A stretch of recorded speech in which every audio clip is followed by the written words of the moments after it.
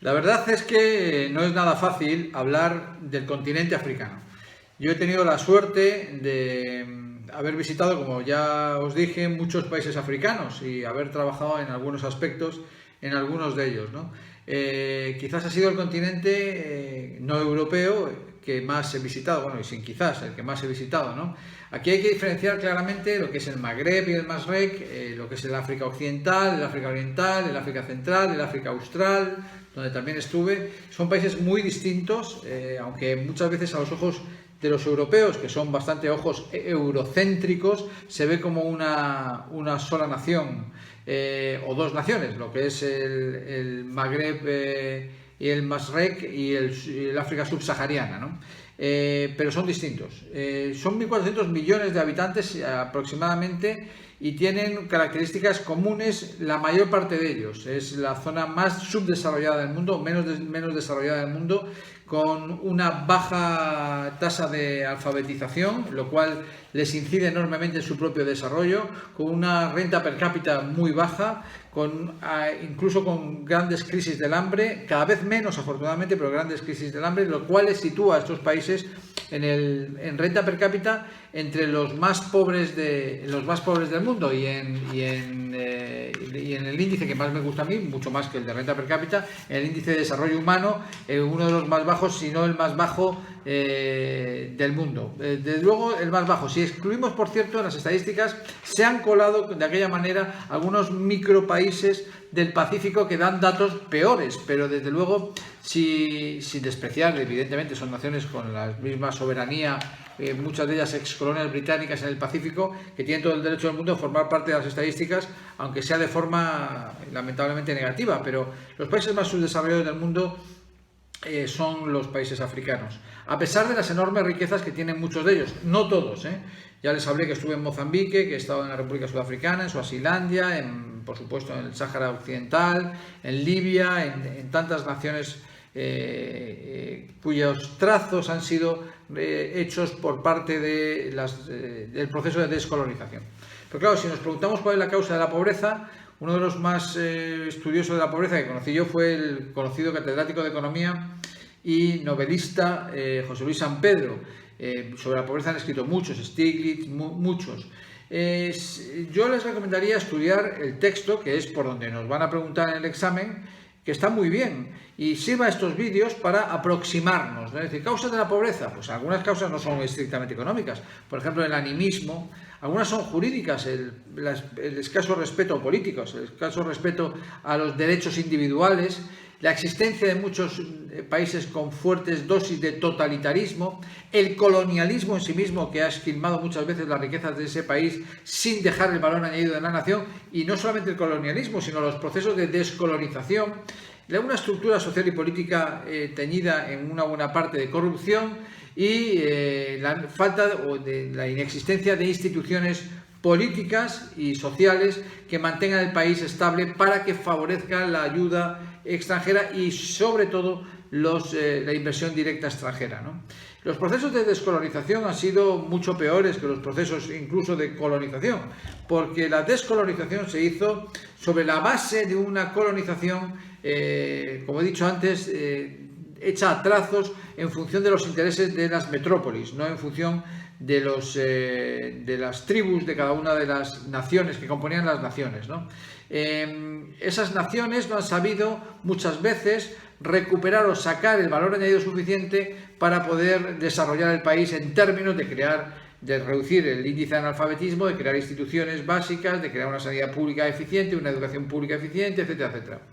Y muchas veces recibiendo ayuda del exterior, no han sabido canalizar correctamente la ayuda oficial para el desarrollo, o no han sabido canalizar eficazmente en beneficio propio las inversiones directas extranjeras y se han endeudado indebidamente de forma excesiva. Algunos países habría que clasificarlos, como hacen algunos autores, entre países africanos que tienen petróleo y países africanos que no tienen petróleo. No es lo mismo un país como Libia, que en estos momentos está prácticamente destruido por una guerra civil cruenta y tremenda, donde yo estuve hablando largo y tendido con el que fue su líder de la Al-Jamairiyya Libia, que se llamaba el coronel Muammar al-Gaddafi, con el que me entrevisté en el año 1986, sin ir más lejos, después del bombardeo norteamericano, y hubo un artículo que no sé si pueden encontrar en internet, en el diario Ya, que escribí sobre mi conversación con el coronel Gaddafi, sobre su opinión en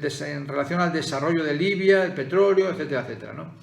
Es verdad que en los últimos años, en los últimos decenios, se ha reducido enormemente la pobreza en África. No podemos ser pesimistas en ese sentido, ¿no? Insuficientemente, pero de forma potente.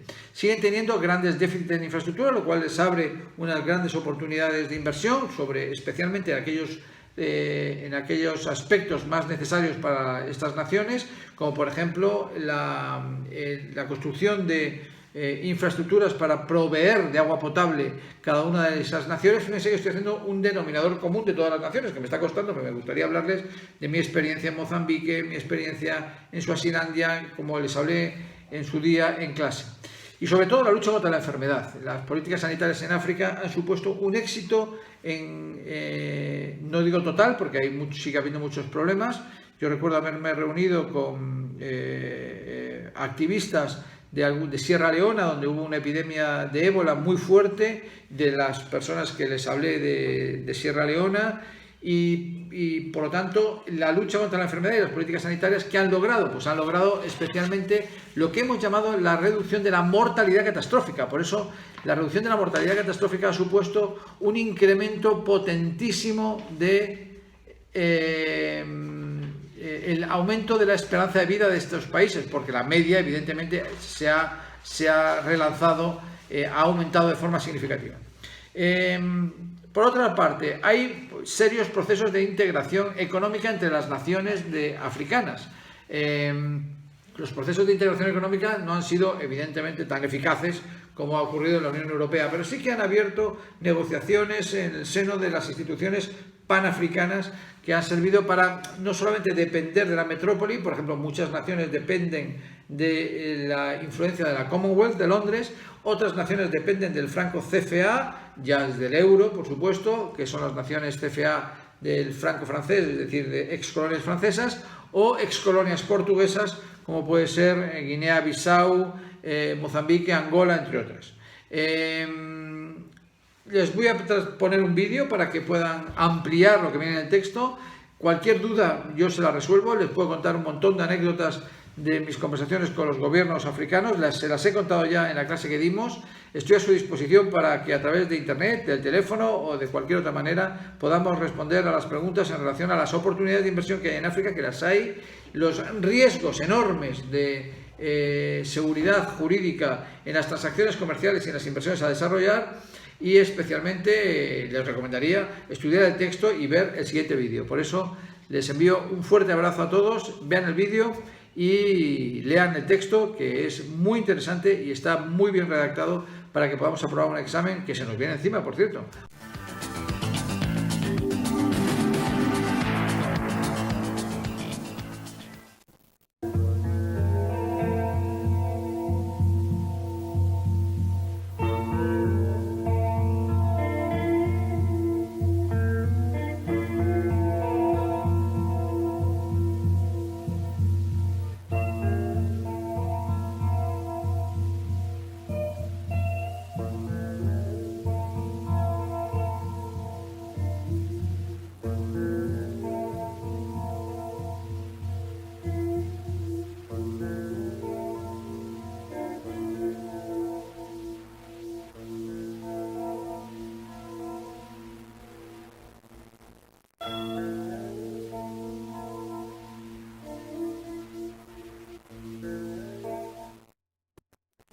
África es un continente que, a pesar de sus recursos naturales, no ha logrado superar las condiciones de extrema miseria en la que permanece sumida la mayoría de su población. Los indicadores son alarmantes. El ingreso per cápita en muchos de los países africanos no rebasa ni siquiera los $500 al año. Un ejemplo extremo es Mozambique, donde un ciudadano percibe en promedio $80 anuales. En contraste, Libia, país ubicado sobre importantes reservas de petróleo, posee un ingreso por habitante de más de $6.500 al año. La miseria, junto con la violencia y el atraso que recorren el continente, han generado las peores condiciones de vida del planeta. Un panorama desolador donde reinan la ignorancia, la desnutrición, el hacinamiento y la enfermedad. Pero ¿sabes tú cómo empezó esta desafortunada historia? Desde el siglo XVI hasta el siglo XIX, los europeos se dedicaron a explorar y colonizar África, creando una organización que les permitió extraer los recursos naturales sin ningún beneficio para la población autóctona, que fue esclavizada y vendida en América como mano de obra. En los inicios del siglo XX, casi la totalidad del continente africano, con la excepción de Liberia y Etiopía, estaba dividido en colonias francesas, italianas, españolas, británicas, belgas, alemanas y portuguesas. En la actualidad, casi todos los países africanos son independientes. Sin embargo, no poseen el capital ni la tecnología necesarios para poder aprovechar sus recursos en forma eficiente y soberana. Esto los ha obligado a recurrir al apoyo de las naciones poderosas y aceptar un esquema económico en el que continúan siendo dependientes del primer mundo, como proveedores de materia prima.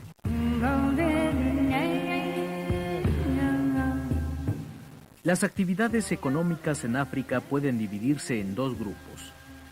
Las que tienen como función satisfacer las necesidades de la población, como el pastoreo nómada, la cacería y la agricultura de subsistencia.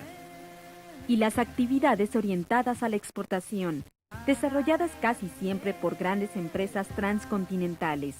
Dichas actividades son la explotación forestal, el cultivo de plantación y la extracción de recursos minerales. La agricultura es la principal actividad económica en África. El 70% de la población económicamente activa del continente se ocupa como mano de obra en las labores del campo. Los productos agrícolas representan el 60% de las exportaciones de los países africanos. En muchos países todavía se utilizan los métodos tradicionales del cultivo, como el arado y la siega. La falta de infraestructura adecuada ha impedido que las selvas y los desiertos de África sean transformados con fines agrícolas o para el aprovechamiento sustentable de sus recursos. En las zonas tropicales, el cultivo de arroz, plátano y mandioca constituye la base alimenticia de casi todos los países de la región tropical del oeste y centro del continente. ¿Y tú sabes qué es la mandioca? La mandioca es una planta comestible originaria de América del Sur, aunque actualmente se cultiva en diversas regiones tropicales del mundo. También es conocida como cazaba o yuca. De esta se consumen los tubérculos o raíces. También se prepara harina y fécula, a la que se conoce como tapioca.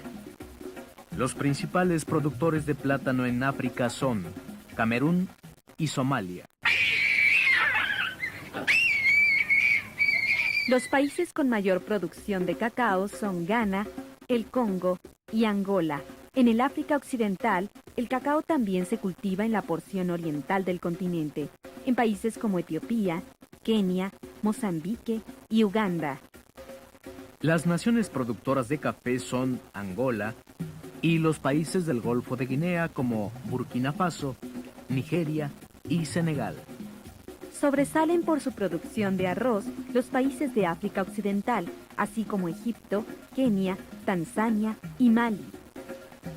Se cultivan con fines de exportación el algodón, el cacahuate y la caña de azúcar. Por su relieve y clima, la sabana resulta ideal para el cultivo de sorgo, mijo y maíz. Este último fue introducido a África por los europeos durante el siglo XVIII. También se cultiva el algodón, en cuya producción sobresalen naciones como Egipto, Nigeria, Senegal, Sudán y Uganda. El cacahuate abunda en el África Occidental, mientras que el tabaco es cultivado en Argelia, Egipto, Sudáfrica, Zimbabue, Zambia y Malawi.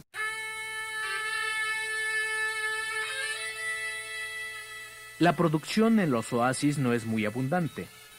Se limita al cultivo de la palma datilera en Túnez, Marruecos, Argelia, Egipto y el norte de Sudán. En las costas del norte de África, las condiciones climáticas han favorecido el cultivo de diversos granos, cereales y frutos. Antes de la llegada de los europeos, la ganadería no era una actividad importante. Tan solo los nómadas del desierto y los pastores de la sabana practicaban el comercio de camellos, cabras y ovejas. Esta actividad perdura en la actualidad.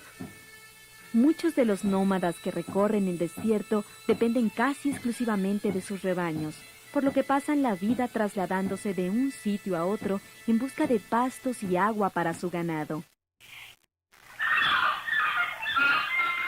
En el corazón de África, las enfermedades tropicales, como la llamada enfermedad del sueño, ocasionada por la picadura de la mosca tsetse, impidió durante muchos años el desarrollo de la ganadería.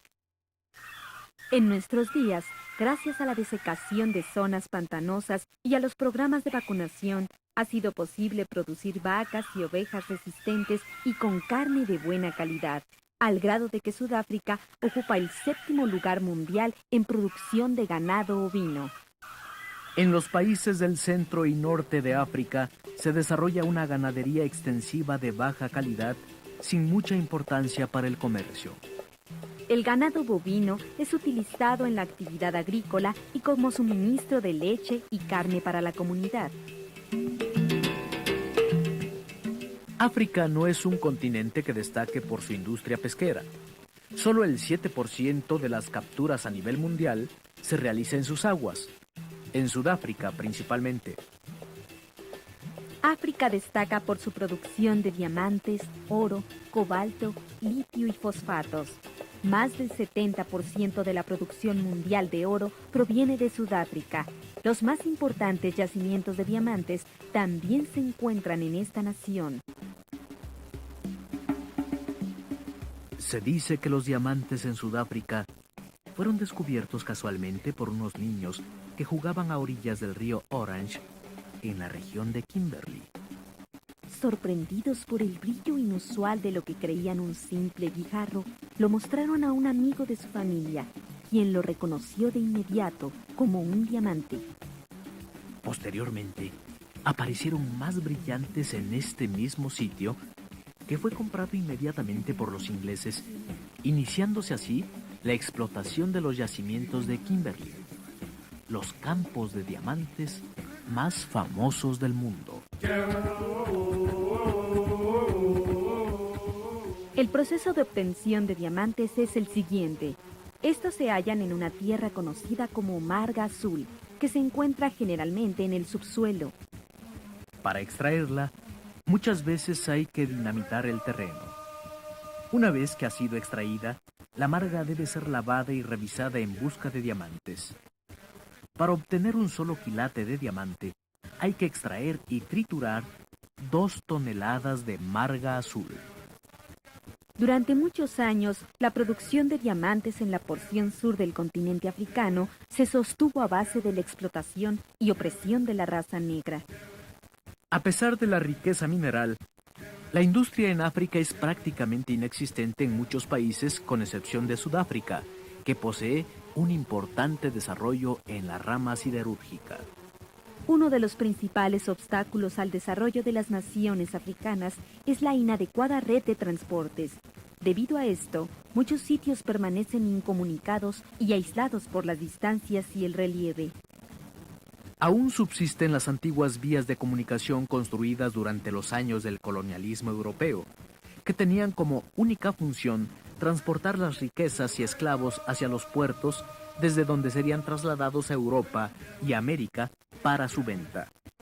La principal vía de transporte en África es la aérea. La mayoría de las naciones cuenta con aeropuerto internacional, lo que ha resuelto en parte los problemas de comunicación intercontinental. Desde mucho tiempo atrás, el hombre soñó con volar a través del continente africano para descubrir sus secretos. Esta es la historia que Julio Verne nos propone en su primera novela titulada 5 semanas en globo, donde los protagonistas emprenden una expedición hacia el corazón del continente negro en busca de las fuentes del Nilo. Es un libro ampliamente recomendable. Si te interesa aprender algunas expresiones de la lengua Swahili, hablada en Kenia y Tanzania, consulta la siguiente dirección web. Esta es una excelente página en la que no solo podrás aprender algunas de las expresiones sociales más comunes en Swahili, también contiene información muy completa acerca de las naciones de África, su cultura y su historia. Por lo pronto, Kwaherini o hasta luego.